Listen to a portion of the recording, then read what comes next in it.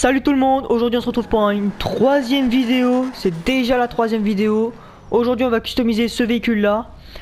Donc là je vous montre la voiture en phase terminée. Donc c'est la voiture de Fast and Furious 6. Donc de Doms à Londres. Donc je vais vous montrer les principales customisations. Donc il y a vraiment plusieurs éléments qui sont typiques pour cette voiture là. Donc attends, je répare blindage, frein, on s'en fout. Alors déjà, pare-choc avant, vous mettez le dernier. Ça c'est obligé, c'est le dernier. Moteur, on s'en fout. Échappement, dans le film ils sont sur le côté les échappements. Là, dans la voiture ils sont pas. Donc après vous choisissez. Moi j'ai mis les plus gros. Échappement tuning titane. Voilà, je pense que c'est ce qu'il y avait de mieux. Calandre, vous mettez celle-là. Parce que dans le film, il n'y a pas les grilles qui sont apparentes. Le capot, alors vous pouvez mettre les capots avec triple ouverture ou avec une ouverture simple, du bug catcher. Mais dans le film, c'est capot à induction d'air, tout simplement. Éclairage, vous mettez phare xénon. Vous mettez pas de néon, parce que dans le film il n'y a pas de néon. Donc prévention, vous mettez ce qu'il fallait. Plaque, moi j'ai mis jaune sur noir. Comme ça se fond un peu dans la couleur de l'arrière de la voiture. Peinture, très très important. Couleur principale, vous allez dans métallisé. Et vous prenez le rouge cabernet.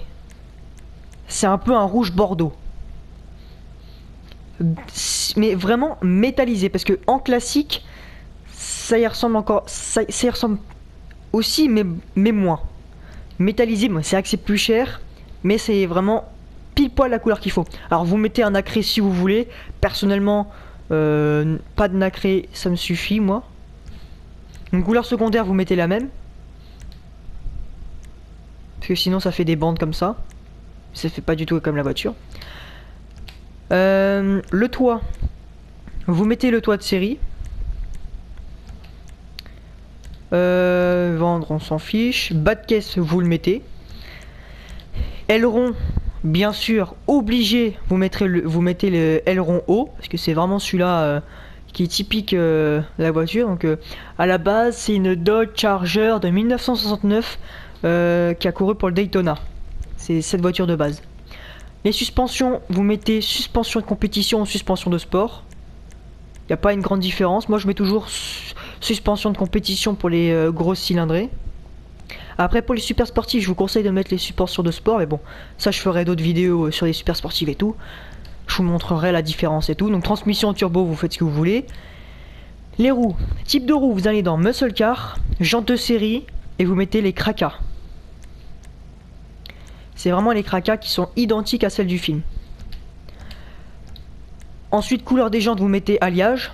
Vous laissez en alliage. Après, si vous voulez, vous pouvez peut-être mettre argent pierre. Je vois pas une grande différence. Moi, j'ai laissé alliage. Je trouvais que ça faisait bien.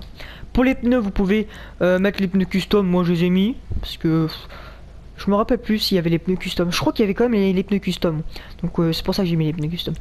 Moi, je les ai mis à la résistance des balles. Donc, à l'épreuve des balles. Et fumée de pneus, j'en ai pas mis. Parce qu'il n'y a pas de fumée de pneus. Il y a rouge, mais il n'y a pas de bordeaux. Ensuite, fenêtre. Moi, j'ai mis fenêtre limousine. Parce que sur toutes mes voitures, c'est en limousine. Après, c'est vrai que dans le film, c'est fumée claire, je crois. Ou aucune. Moi, je mets toujours limousine parce que je rajoute à chaque fois ma petite touche personnelle. Après, vous faites comme vous voulez. C'est vous qui décidez. Donc là, tout ce qui est frein, blindage, transmission, turbo et réglage moteur, j'ai tout amélioré. Donc ce qui fait que ça fait quand même une voiture assez puissante. Donc c'est une grosse cylindrée, donc c'est bien pour faire des drifts. Après, il faut bien savoir la gérer.